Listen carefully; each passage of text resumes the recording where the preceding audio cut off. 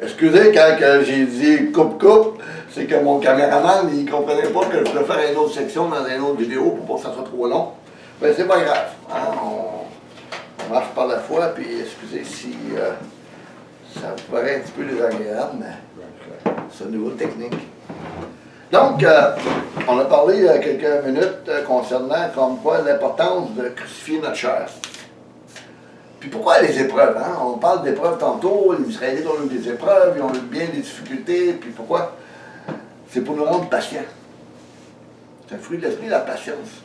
Puis combien de fois qu'on manque de patience, hein? Ah, je suis pas patient, je suis fatigué, je critique, je murmure, je rentre dans mon foyer, puis je veux quasiment exploser, parce que, regarde, il y a bien des problèmes, là, en pastoral, on regarde les difficultés d'un couple, ou même les gens qui viennent nous voir. Malgré tout ça, la Bible dit dans Jacques 1, 2 et 3, « Mes frères, regardez comme un sujet de joie complète les diverses épreuves auxquelles vous pouvez être exposés, sachant que l'épreuve de votre foi produit la patience. » Hein, j'ai parlé de patience tantôt. Des fois, les épreuves que nous avons pour un X temps, ça va en 1 an, 2 ans, 6 mois, 2 semaines. C'est ça qui va fortifier notre foi. On ne s'en rend pas compte. On chiale après l'épreuve.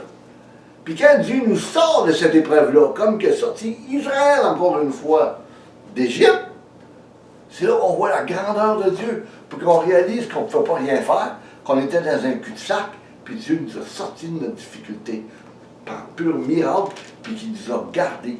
Et c'est ça qui fortifie notre foi d'enfant de Dieu, parce que c'est un Dieu de miracle qu'on sert. C'est un Dieu qui ne nous laisse pas dans nos problèmes, dans nos difficultés. Les épreuves pour les chrétiens ne sont pas du même niveau pour tout le monde. Certes, nous endurons tous des épreuves. C'est le lot de chacun d'entre nous qui vit cette terre. Nous ne pouvons pas passer à côté. Hein? Deuil, divorce, maladie, incurable, dépendance, dépression, perte de l'emploi, terrible accident, agression. La liste, là, elle pourrait être très longue. Tu vis une vie de millionnaire, tu fais des mauvais placements, tu te retrouves sur le BS. Tu as tout perdu. Ça doit être toute une épreuve. Je connais quelqu'un, moi, qui était multimillionnaire. Puis il a fallu qu'il perde tout pour venir à Christ. Tout. Puis chacun d'entre nous ici, il y en a qui le connaissent. La diverse épreuve que nous traversons a pour but de nous rendre patients sous la bienveillance de sa souveraineté. Dieu est souverain. Quand on a des problèmes dans nos vies, c'est pas que Dieu nous a viré le dos, puis il a perdu le contrôle. Puis il se dit, ah lui là, je suis tanné d'avoir devant ma face, ok, je te tourne le dos, puis je m'occupe de toi. Non. Dieu est un Dieu bienveillant. Selon Stephen Charnock, un ministre puritain né en 1628 et mort en 1680, dit ceci, concernant l'épreuve, la patience et la soumission à la souveraineté de Dieu. Subir l'épreuve simplement parce que nous ne pouvons l'éviter ou y résister n'a rien à voir avec la patience d'une patience chrétienne. Par contre, se soumettre humblement parce que c'est la volonté de Dieu d'infliger l'épreuve et demeurer silencieux à cause de la souveraineté de Dieu qui l'ordonne, voilà ce qu'est la vraie patience. L'âme humble cherche davantage à glorifier Dieu dans l'affliction plutôt que de chercher à s'en sortir. Hein, Jésus, il a vécu des épreuves. Quand au jardin de Gethsemane, il n'a pas dit à son père, « Hey, enlève-moi ça de là, cette coupe-là, là. » Il dit, « C'est possible pour moi, possible que ça saute, ou que ton nom soit glorifié, puis que, autrement dit, je peux le faire, là, que ça arrive. » OK? Mais il dit que c'est possible pour moi, que c'est possible que ça s'enlève, sinon que ta volonté se fasse. Pourquoi l'épreuve aussi? Pour le dépouillement de notre moi, notre ego. Hein? Notre ego, là, il est là, puis c'est vrai. Hein? Dans 2 Corinthiens 12, 7, et pour que je ne sois pas enflé d'orgueil à cause de l'excellence de ses révélations, il m'a mis une écharpe dans la chair, un ange de Satan, pour me souffleter et m'empêcher de m'enorgueillir. Le problème vient que quand notre ego, notre moi profond, notre identité adamique cherche à s'approprier cette expression. Il dit, c'est moi qui décide, qui agit. La chute de l'homme, c'est cet ego qui prend racine dans la désobéissance et décide ce qui est bon pour lui et ce qui n'est pas bon. Hein? Satan avait dit à Ève, tu vas connaître le bien et le mal. Puis quand que Dieu il était dans la présence avec Adam et Ève, il ne connaissait rien que le bien. Puis il savait très bien dans la forme adamique de terre qu'il n'était pas capable de choisir entre le bien et le mal. Il aurait été capable de le faire, Adam et Ève, s'il aurait obéi à Dieu, il aurait été patient, il aurait eu part à l'arbre de vie. Là, il aurait été comme Dieu, parfait comme Dieu. Mais ils n'ont pas entendu. Puis le résultat, on le voit aujourd'hui. Le sentiment obstiné d'un moi autonome, c'est moi. Et l'autonomie, là, c'est vivre sans la présence de Dieu, sans consulter sa parole. Dans combien de gens, puis de chrétiens qui se disent autonomes, sont des chrétiens charnels, puis la Bible, ils la lisent pas, ou très peu, ils la grignotent. Je connais quelqu'un, moi, cette personne-là me disait, que je ne vais pas dire si c'était un homme ou une femme, elle dit, moi, là, je me contente du verset biblique du pasteur de la semaine, puis je lis mes proverbes, un proverbe, puis un psaume. J'avais dit à cette personne-là à l'époque, j'ai dit, pauvre toi, ta Bible, tu ne la connaîtras jamais. Puis c'est quelqu'un qui avait 20 ans d'Évangile, là. Je suis convaincu, si je ferais les tests avec elle, là, on se promène dans la Bible, là, elle ne serait plus où aller, là.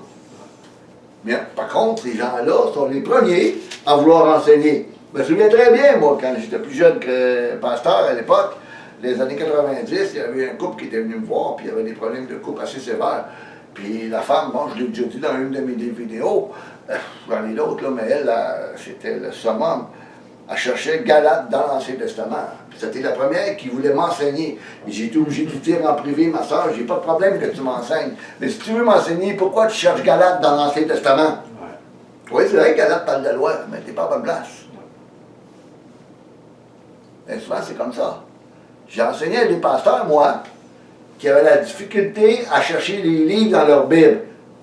Ça, j'ai un gros problème avec ça, puis ça enseigne en avant.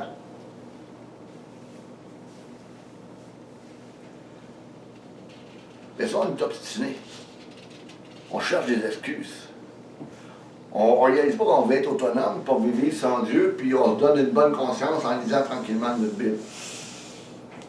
Je connais mon deuxième pasteur, je ne veux pas le nommer, mais lui, il avait dit une fois, et puis lui, il a carrément, j'espère qu'il n'a pas apostasié, fait naufrage par rapport à la foi définitivement. Puis il avait dit, moi, à cette heure, là, Jésus, c'est rien qu'un homme, et ça me fait plaisir de temps en temps de retourner puis de la relire. Wow! J'en reviens pas. Quand moi, dans mon cœur, cette parole-là, si elle n'est pas là, si elle n'est pas dans ma vie, si je ne mets pas mon nez dedans, je suis mort. Pas dans le sens que je crois à la perte de salut. C'est que sans elle, je ne suis pas capable de vivre. Sans elle, j'ai plus de but. Sans elle, j'ai plus d'espoir. Sans elle, là, je sais pas ce que je ferais. C'est la nourriture. La nourriture. Pour réellement réaliser que cette parole-là, OK, nous rappelle qu'un jour, on va se trouver face à notre Créateur. Hein? Moi, je vais avoir 105 ans au mois de mai. Il ne me reste pas 40 ans encore, à moins que Dieu me prête ça à la vie jusqu'à 105 ans. Là. Oh my. OK? Puis dans 40 ans, il va arriver quoi? Avec la déchéance qu'il y a présentement sur la planète, avec tout ce qui se passe, ça va être affreux. Mais, je ne sais pas ce qui va arriver, mais en tout cas, hein? On va faire face à ce Créateur-là. C'est pour ça qu'il faut accepter de laisser mourir toutes les expressions de la vie qui prend racine trop souvent dans la convoitise. Moi, je veux ci, je veux ça. Laisse-moi m'exprimer, moi. Toutes les choses que les gens peuvent paraître bonnes à la, hein, humains, hein, avec la gentillesse, mais qui, dans le fond, n'a pas de substance. Pourquoi? Parce que c'est Christ en nous qui devrait faire ces choses-là. Puis bien souvent, on veut paraître bon, on veut paraître gentil, pour être bien vu et être reconnu. Hein? On a des mauvais motifs. Ce renoncement de notre moi, à notre propre personnalité adamique, qui est insupportable, et de la folie pour celui qui ne connaît pas Christ. pourtant si bienveillante que celui qui décide de laisser la place à celui qui est l'auteur de la vie. Ce dépouillement est fondamental si nous voulons que Christ prenne place en nous. Vous savez, hein, là, j'ai un verre d'eau, là, tantôt, j'avais du café. Il n'y a personne qui aurait pu me servir, ou moi-même me servir un deuxième café si je n'ai pas d'abord vidé mon café.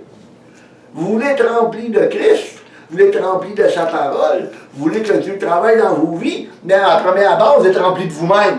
Après, vous demandez pourquoi Dieu ne travaille pas. Mais posez-vous pas de questions. Hein, c'est comme mon verre d'eau en ce moment ici. Là. Mais je dois d'abord le vider avant de le remplir. Là. Mais si vous voulez que Christ travaille en vous et qu'il se passe réellement quelque chose en vous, il va falloir que vous appreniez à mourir. Et ça, à la base, c'est la repentance. Ceux qui sont à Jésus-Christ ont crucifié leur chair avec leur passion et leur désir.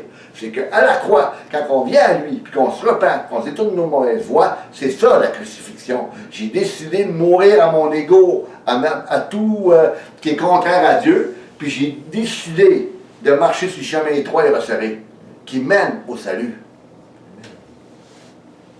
C'est réellement fondamental, si on veut, comme je disais tantôt, si on veut vraiment que Christ mette sa place en nous. Fait sa place en nous. L'abandon de notre ego, de toute implication personnelle, est le catalyseur, la source d'une vie harmonieuse, car sans lui, sans ses directives, notre vie devient vide de sens, car c'est seulement en lui que se trouve une vie harmonieuse et une paix durable. C'est seulement en lui que se trouve ça, une paix durable. Je vous laisse ma paix, je vous donne ma paix, je ne vous la donne pas comme le monde donne. Tu vas gagner le golo, tu vas avoir 1 million. Hey, fais ceci, tu vas faire ça, tu vas avoir la paix. Tu vas avoir ton petit, il va te donner la paix. Pas vrai. C'est une fausse paix. Puis il va falloir que tu payes à moi, ça dit que le salut, puis sa véritable paix est gratuite. Venez à moi, vous tous qui êtes fatigués, chargés, je vous donnerai le repos. Allez à ces eaux vives. Buvez, mangez des mets succulents, c'est gratis. C'est gratos, comme on dit chez nous au Québec.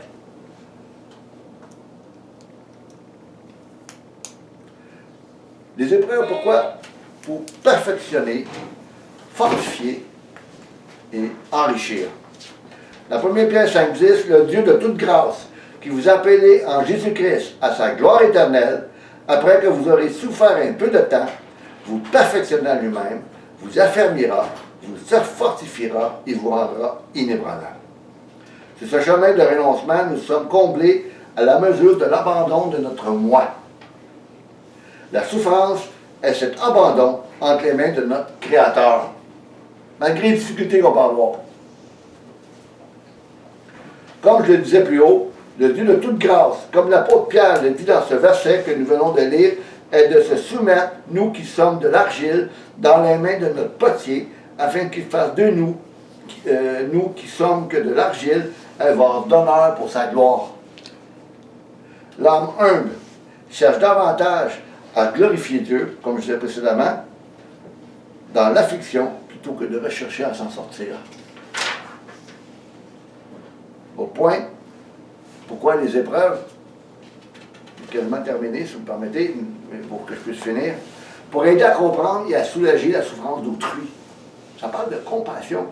Quelqu'un qui n'a jamais souffert de sa vie, quelqu'un qui a des problèmes psychologiques ou quelque chose comme ça, fait une psychose ou des trucs comme ça, il va avoir bien la difficulté à comprendre quelqu'un qui vit comme ça et qui est dans la détresse. Mais si à un moment donné, tu l'as vécu, cette détresse-là, c'est pas Dieu qui te l'a donné, c'est arrivé comme ça, on est des êtres déchus. On a un corps adamique qui va aller à la terre. On a notre âme, notre esprit qui est éternel, mais on va aller à la terre. Puis Dieu permet ces difficultés-là afin qu'on puisse avoir de la compassion. Jésus a souffert la mort. A souffert cette mort afin qu'on ne puisse pas passer par là. Jésus la comprenait, cette compassion-là. La comprenait, c'est pour ça qu'il est venu mourir. Il est venu donner sa vie à des gens qui ne méritaient pas. Je parlais à mon frère l'après-midi. Donc on parlait d'élection, puis des nations. Est-ce que Dieu c'est un Dieu d'injustice? Non, c'est pas un Dieu d'injustice. Si Dieu aurait décidé de tout scraper le monde, parce que la manière qu'on vit, là, puis si vous pensez qu'on est si sain que ça, vous n'avez qu'à lire les journaux de vos pays, comme nous au Québec, le Journal de Montréal, pour en avoir en masse. OK? avec tout ce qui se passe. Vous avez écouté les émissions de radio, je les écoute quasiment jamais, des émissions de radio qu'on parle d'un paquet d'affaires, d'un paquet de problèmes, etc. C'est ça la vie.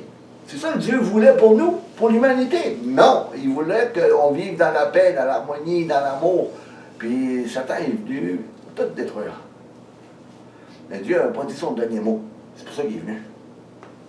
Puis par cette humanité nouvelle, qui a eu un commencement en Jésus, qui est le dernier Adam, qui l'a ligné, qui est le premier d'une lignée de beaucoup de frères, Dieu est en train de recréer une humanité nouvelle qui va être réinstallée plus tard, quand, je ne sais pas, nouveaux cieux, nouvelle terre, nouvelle planète, où le bonheur, la paix, la joie va habiter. Okay? Donc, on voit très bien que la Bible enseigne que Dieu est saint. Et ses corrections ne peuvent mettre en cause sa justice et sa sainteté. Quand c'est pour que nous puissions avoir part à sa sainteté. Donc Dieu ne peut être mis en cause quand les épreuves se couchent à notre porte. Dans Job 1, 21-22, je suis sorti nu du sein de ma mère, et nu je retournerai dans le sein de la terre. L'Éternel a donné, l'Éternel a ôté, que le nom de l'Éternel soit béni. En tout cela, Job ne pécha point, il n'attribua rien à l'injustice, d'injustice à Dieu. Quand le fondateur du Journal de Montréal, comment il s'appelait, donc, Pellado, hein, il était multimillionnaire, hein, il est mort, là, ils l'ont enterré avec son coffre-fort. Hein, non? Quand les plus vieux Rothschild, là, qui étaient multimilliardaires, là, quand ils l'ont enterré, là, la bourse a tout planté parce qu'il était mort, puis ils ont pris tout l'argent, puis ils l'ont enterré avec lui. Non! Il est venu au monde nu, puis il est parti nu. Il valait zéro. Puis s'il n'a vraiment pas donné ça à Christ, puis c'est quasiment sûr que c'est des satanistes, on sait où ce qui est. Malheureusement, son argent, là, ne peut pas rien acheter. Rien, rien, rien. Dans Psaume 145, de 14 à 17, l'Éternel soutient tous ceux qui tombent. Hein? Il soutient qui tombent dans l'épreuve. Quand on est difficulté, il nous soutient. Malgré que vous ne le sentez pas, il est encore là. Il redresse tous ceux qui sont courbés, abattus, dans l'abattement, dans les problèmes psychologiques, dans la maladie, dans les troubles. Il nous soutient si on tourne nos regards vers lui, puis on le cherche. Si vous me cherchez, vous me trouverez. Si vous me cherchez de tout votre cœur, je me laisserai trouver par vous. Je termine. Dieu, c'est un Dieu qui donne la nourriture au temps convenable. Dans Deutéronome 32, 4, il est le rocher, ses œuvres sont parfaites, car toutes ses voies sont justes. Tout ce qu'on peut faire, on peut avoir nos bains de révolte, mais ça ne donne absolument rien. C'est mettre notre confiance en lui. Terminant, ce qu'il désire, c'est que nous prenions nos armes. Non pas les armes ici-bas, mais les armes spirituelles que nous n'avons pas à lutter contre la chair, mais contre l'ennemi de nos âmes. Laissons agir en nous. Il fera de nous des vases splendides, au-delà de toute mesure. Ce n'est pas pour rien que Jésus a dit « Heureux les pauvres en esprit, car ils verront Dieu ». Car vaut mieux être pauvre, selon les exigences d'un Dieu omnipotent, tout-puissant, et rempli de sa bienveillance, que d'être riche, possédé, la renommée, comme l'homme riche, la parabole, et terminer nos jours séparés de celui seul qui peut nous accorder le véritable contentement. Que Dieu vous bénisse. Amen.